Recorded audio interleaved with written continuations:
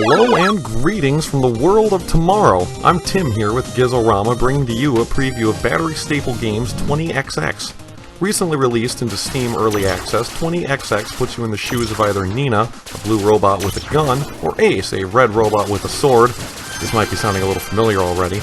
As you travel between ruined laboratories and biospheres in a quest to stop a group of malfunctioning and mostly animal-themed robots.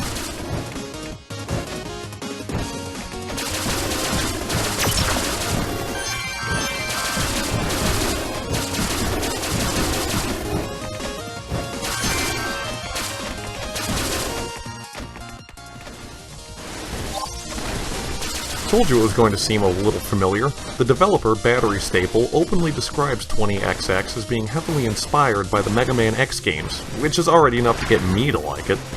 You've got wall jumping, you've got a blaster that can fire charge shots, you've got obnoxious disappearing platforms.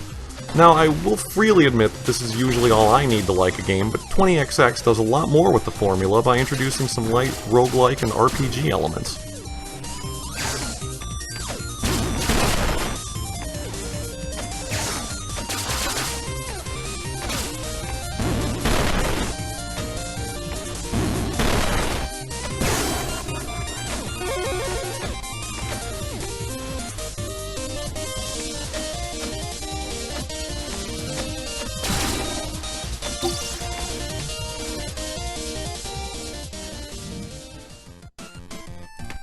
You begin each game on a spaceship called the Ark, where you can buy items, check out power-ups that you've unlocked, and switch between the two characters. Once you've begun a run, as the game calls it, the game progresses like a standard 2D action title with a few fun twists. Much like many dungeon crawlers out there, the levels are randomly generated and never occur in the same order twice, ensuring you'll never quite have the luxury of knowing exactly what's coming next.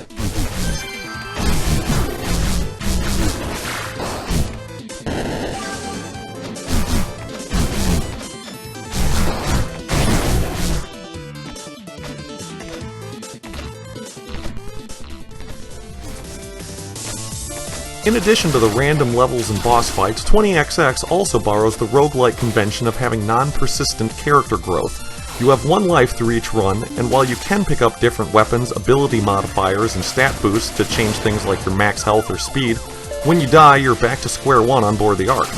Vendors appear between runs with a random smattering of power-ups, but no matter if you find or buy them, once you're dead, you're back to your starting blaster. This randomization factor really adds a new level of strategy and reaction to what would otherwise be a fun but simplistic throwback, and you'd be surprised how much these additions do to help 20XX feel a lot different from its peers.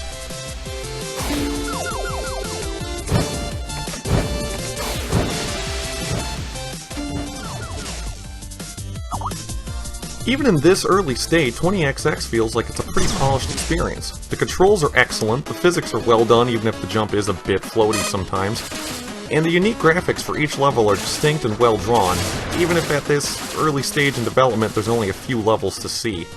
I want to draw special attention to the music, which combines the best of modern and retro game soundtracks to come up with something that reminds me of a harder version of the Scott Pilgrim vs. the World soundtrack.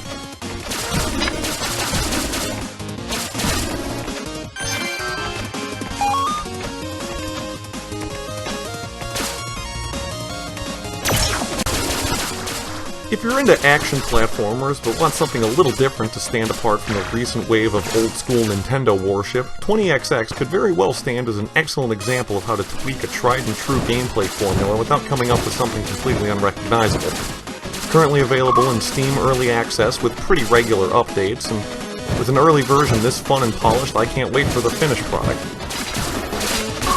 For Gizorama, I'm Tim Allen. Stay safe out there, folks. The future looks like a pretty dangerous place.